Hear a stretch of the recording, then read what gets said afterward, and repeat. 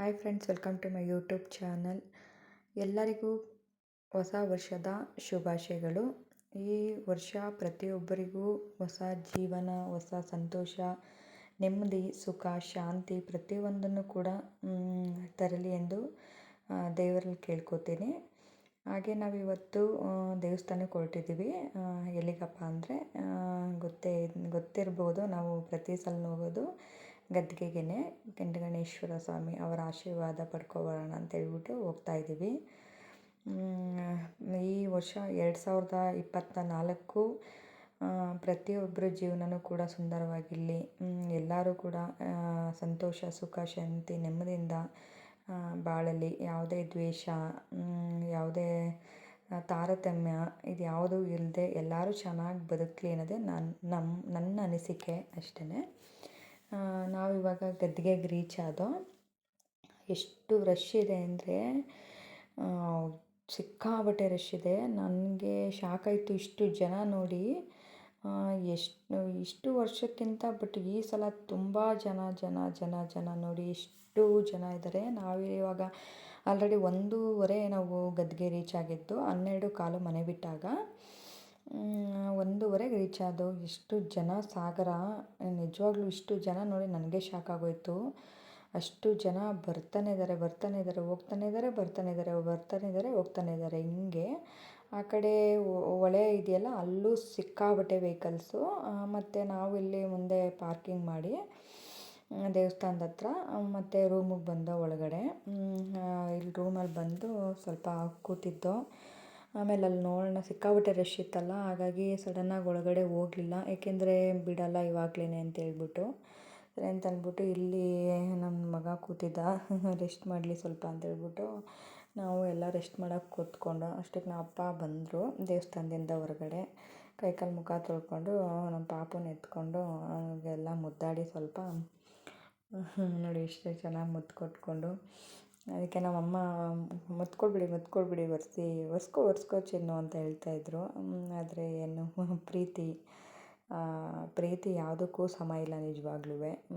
ಆ ಪ್ರೀತಿನ ಯಾರೂ ಕೊಡೋಕ್ಕೂ ಸಾಧ್ಯ ಇಲ್ಲ ಅಂತಲೇ ಹೇಳ್ಬೋದು. ತಂದೆ, ತಾಯಿ, ಅಜ್ಜಿ, ತಾತ ಅವ್ರ ಪ್ರೀತಿ ಕೂಡ. ಇಲ್ಲ ಅವನ್ನ ಮಲಗಿಸೋಣ ಅಂತ ಹೇಳ್ಬಿಟ್ಟು ನಮ್ಮ ಜೋಕಲ್ಲಿ ಕಟ್ತಾಯಿದ್ರು ಸೀರೆಯಲ್ಲಿ. ನಾವು ಸೀರೆಯಲ್ಲೇ ಮಲಗಿಸೋದು ಅವನ್ನ. ಮಕ್ಕಳು 2 ವರ್ಷ, 3 ವರ್ಷ, ಹಿಂಗೆ 4 ವರ್ಷ ಆದರೂ ಮಲ್ಕೋತಾ ಇರ್ತವೆ ಮಕ್ಕಳು. ಕೆಲವು ಮಕ್ಕಳು ಮಲಗಲ್ಲ, ಏಕೆ ನಾವು ಹೆಂಗೆ ಅಭ್ಯಾಸ ಮಾಡ್ತೀವಿ ಹಂಗೆ. ಅವನು ಮಲ್ಕೊಳ್ಳಲ್ಲ, ನಾನು ಆಟ ಆಡ್ತೀನಿ ಅಂತ ಹೇಳ್ಬಿಟ್ಟು ಹಿಂಗೆ ಇಲ್ಲಿ ನಮ್ಮನೇಲಿ ಆಟ ಆಡ್ತಾನಲ್ಲ, ಹಂಗೆ ಆಟ ಆಡಬೇಕು ಅಂದ್ಬಿಟ್ಟು ಇದು ಮಾಡ್ತಾಯಿದ್ದ. ಬಟ್ ಇಲ್ಲಿ ಸ್ವಲ್ಪ ಭಯ. ಈ ಕಡೆಯಿಂದ ಮಂಚ ಆ ಸೈಡ್ ಇದೆ, ಅದನ್ನೆಲ್ಲ ಎಳಿಬೇಕು ಈ ಸೈಡೆ. ಜಾಗ ಚಿಕ್ಕದಾದ್ರಿಂದ ಸ್ವಲ್ಪ ನಮಗೆ ಭಯ, ಸ್ವಲ್ಪ ಬಿದ್ದುಬಿಡ್ತಾನೆ ಅಂತ. ಹಂಗೂ ಕೂಡ ಆಟ ಆಡ್ತಾನೇ ಇದ್ದ.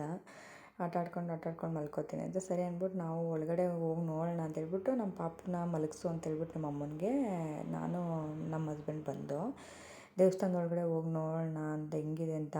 ಇಲ್ಲಿ ನೋಡಿ ರಶ್ಶು ಹೆಂಗೆ, ಪೊಲೀಸ್ ಕೂಡ ಅವಾಯ್ಡ್ ಮಾಡೋಕ್ಕಾಗ್ತಾಯಿಲ್ಲ. ಇಬ್ಬರು ಪೊಲೀಸ್ ಇದ್ದರು, ಆದರೂ ಕೂಡ ಈ ಜನಗಳನ್ನ ಅವಾಯ್ಡ್ ಮಾಡೋಕ್ಕಾಗ್ತಿಲ್ಲ. ಈ ಕಡೆಯಿಂದ ಹೋಗೋಕ್ಕೆ ಟ್ರೈ ಮಾಡ್ತಿದ್ದಾರೆ, ಎಲ್ಲಿ ಬಿಡ್ತಾಯಿಲ್ಲ. ಅಲ್ಲಿ ಒಂದು ಹುಡುಗ, ನಮ್ಗೆ ಗೊತ್ತಿರೋ ಹುಡುಗನೇ, ನಮ್ಮ ದೇವಸ್ಥಾನದ ಹುಡುಗನೇ, ಅವನು ಕೂತಿದ್ದ. ಅವನನ್ನು ಬಿಡು ಅಂತ ಫೋರ್ಸ್ ಮಾಡ್ತಾಯಿದ್ರು. ಬಟ್ ಎಲ್ಲ ಪೊಲೀಸರೆಲ್ಲ ಇದ್ರಲ್ಲ. ಎಲ್ಲರಿಗೂ ಒಂದೇ ರೂಲ್ಸ್ ಅಂದರೆ ರೂಲ್ಸ್ ಆಗಿರಬೇಕು ಪ್ರತಿಯೊಬ್ಬರಿಗೂ ಕೂಡ. ಅದಕ್ಕೆ ನಾವು ಕೂಡ ಹೋಗಲಿಲ್ಲ. ಇವರು ಕೂಡ ಎಲ್ಲ ನಮ್ಮ ರಿಲೇಟಿವ್ಸ್ಗಳೇ. ಎಲ್ಲ ನೋಡಿ ಲಡ್ಡು ಎಲ್ಲ ಮಾರ್ತಿದ್ದಾರೆ. ಅಲ್ಲಿ ನಾವು ಒಳಗಡೆ ಹೋಗಲಿಲ್ಲ. ಸುಮ್ಮನೆ ಯಾಕೆ ಅಲ್ಲೋಗಿ ಅವ್ರನ್ನ ಬಿಟ್ಟರು, ನಮ್ಮನ್ನು ಯಾಕೆ ಬಿಡಲಿಲ್ಲ ಅಂತ ಜಗಳ ಮಾಡ್ತಾರೆ. ಸುಮ್ಮನೆ ಹಿಂಸೆ, ಅದೆಲ್ಲ ತಲೆನೋವು ಬೇಡ ಅಂತೇಳ್ಬಿಟ್ಟು ನಾನು ನಮ್ಮ ಮನೆಯವ್ರ ಅಲ್ಲೇ ಕೈ ಮುಗಿದ್ಬಿಟ್ಟು ದೇವ್ರಿಗೆ ಬನ್ನಿ ಊಟ ಮಾಡ್ಕೊಂಡು ಬರೋಣ, ಆಮೇಲೆ ಒಂದು ಸಂಜೆ 4 ಗಂಟೆ ಮೇಲೆ ಬರೋಣ, ಕಡಿಮೆ ಇರುತ್ತೆ ರಶ್ ಅಂತೇಳ್ಬಿಟ್ಟು ನಾವು ಬರ್ತಾ ಇದ್ದೀವಿ. ನೋಡಿ ಫುಲ್ಲು ಒಂದು ರೌಂಡ್ ಸುತ್ತಿದ್ದು ನಾವು. ನಿಜವಾಗ್ಲೂ ಅಷ್ಟು ರಶ್ ಇದೆ. ಹೆಂಗೆ ಪಾಪ ಕ್ಯೂ ಸಿಸ್ಟಮಲ್ಲಿ ನಿಂತಿದ್ದಾರೆ ಅಂದರೆ ಅಷ್ಟು ಕ್ಯೂ ಇದೇನೆ. ನಮ್ಮ ಮನೆ ದೇವರು, ನಮಗೆ ಅನ್ನ ಕೊಟ್ಟಿರೋ ದೇವರು ಅಂತಲೇ ಹೇಳ್ಬೋದು. ನಾವು ಸಾಯೋವರೆಗೂ ಕೂಡ ಆ ದೇವ್ರಿಗೆ ನಾವು ಚಿರಋಣಿಯಾಗಿರಬೇಕು. ನಮ್ಮ ಕೆಂಡಗಣೇಶ್ವರ ಸ್ವಾಮಿನೇ ನಮಗೆಲ್ಲ ಕೂಡ ದಾರಿ ತೋರಿಸ್ತಾ ಇರೋದು, ಒಳ್ಳೆಯದು ಕೆಟ್ಟದ್ದು ಪ್ರತಿಯೊಂದನ್ನು ಕೂಡ.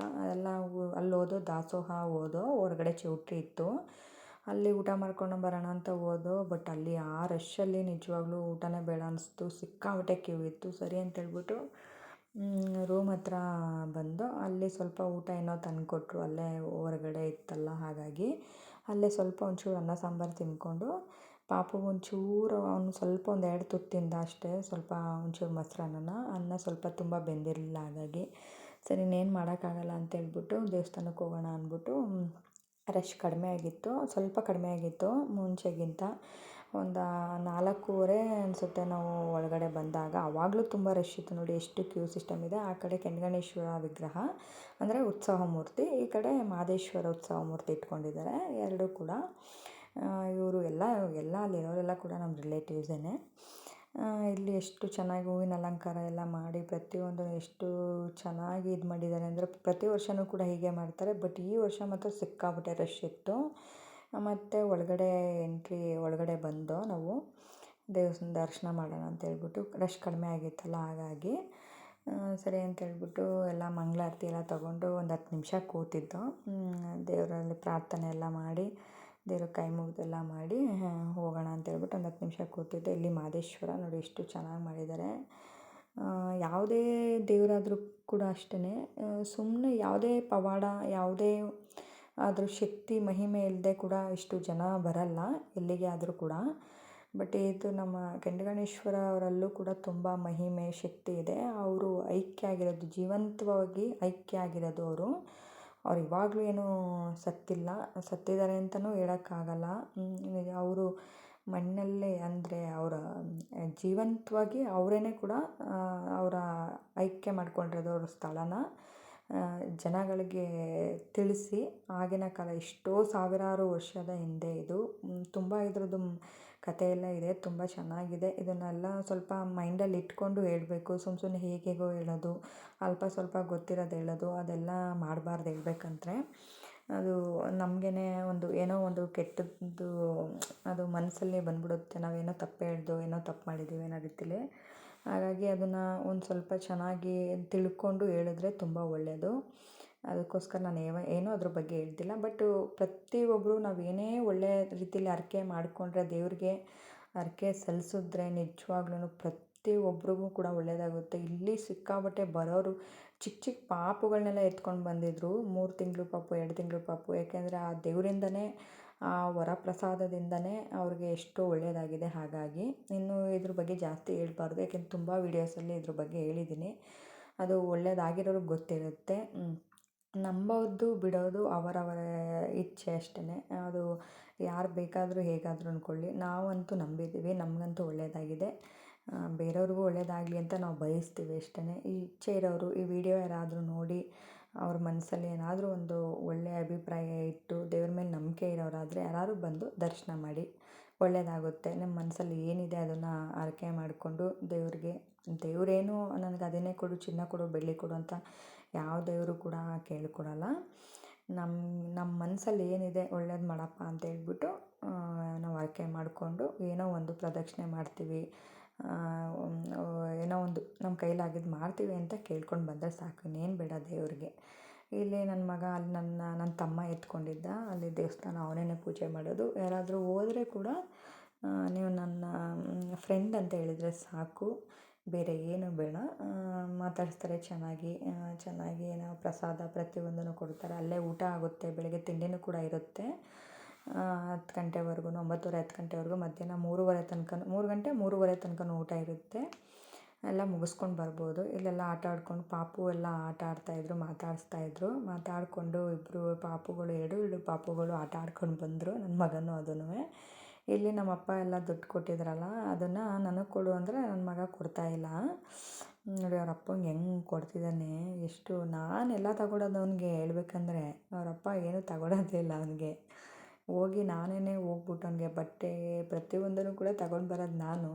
ಅವರು ಬೆಳಗ್ಗೆ ಕೆಲ್ಸಕ್ಕೆ ಹೋಗ್ತಾರೆ, ಬರೋದೇ ಲೇಟ್ ಆಗುತ್ತಲ್ವ. ಹಾಗಾಗಿ ನಾನೇ ಹೋಗ್ತೀನಿ, ಎಲ್ಲ ತಗೊಂಡು ಬರ್ತೀನಿ. ಅವ್ನಿಗೆ ಏನು ಬೇಕು ಏನು ಬೇಡ, ಸಾಕ್ಸು, ಬಟ್ಟೆ, ಪ್ಯಾಂಟು ಪ್ರತಿಯೊಂದನ್ನು ಕೂಡ. ಆದರೆ ಪ್ರೀತಿ ನೋಡಿ, ನನಗಿಂತ ಜಾಸ್ತಿ ಅವ್ರ ಅಪ್ಪನ ಮೇಲೆ ಪ್ರೀತಿ ಜಾಸ್ತಿ. ಏನು ಮಾಡೋಕ್ಕಾಗಲ್ಲ, ಮಕ್ಕಳು ಯಾರ ಮೇಲೋ, ತಂದೆ ಮೇಲೋ ತಾಯಿ ಮೇಲೋ ಯಾರ ಮೇಲೋ ಪ್ರೀತಿ ಇದ್ದರೆ ಸರಿ. ಒಟ್ಟಿನಲ್ಲಿ ಖುಷಿ, ಒಳ್ಳೆಯ ರೀತಿಲಿದ್ದರೆ ಸಾಕು ಮಕ್ಕಳು, ಅಷ್ಟೇ ಚೆನ್ನಾಗಿದ್ದರೆ ಸರಿ.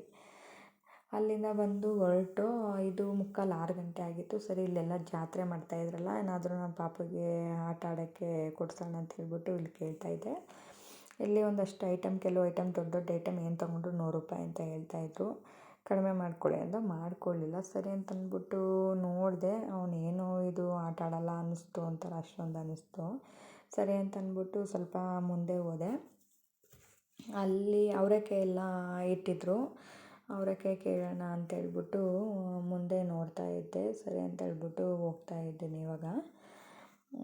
ಎಷ್ಟು ಜಾತ್ರೆ ಇಟ್ಟಿದ್ದಾರೆ ಅಂದರೆ ತುಂಬ ಚೆನ್ನಾಗಿ ಒಳ್ಳೆ ಜಾತ್ರೆ ಥರನೇ ಮಾಡಿಬಿಟ್ಟಿದ್ದಾರೆ. ದೊಡ್ಡ ದೊಡ್ಡ ಜಾತ್ರೆಗಳಾಗುತ್ತಲ್ಲ ಆ ಥರನೇ ಮಾಡಿಬಿಟ್ಟಿದ್ದಾರೆ ಹೊಸ ವರ್ಷಕ್ಕೆ. ನಿಜವಾಗ್ಲೂ ತುಂಬ ಖುಷಿ ಆಗ್ತಿತ್ತು ನೋಡೋಕ್ಕೆ. ನೋಡಿ ಅವರೆಕಾಯಿ ಸೊನೆ ಎಷ್ಟು ಚೆನ್ನಾಗಿದೆ ಅಂದರೆ ಘಮ ಘಮ ಘಮ ಅಂತಾಯಿತು. ಪಾಪ ಕೆ ಜಿ ₹30 ಅಷ್ಟೇ. ನಾನು ಒಂದು 2 ಕೆ ಜಿ ತಗೊಂಡಿದ್ರಾಗ್ತಿತ್ತು. ಒಂದೇ 1 ಕೆ ಜಿ ತಗೊಂಡೆ ನಾನು.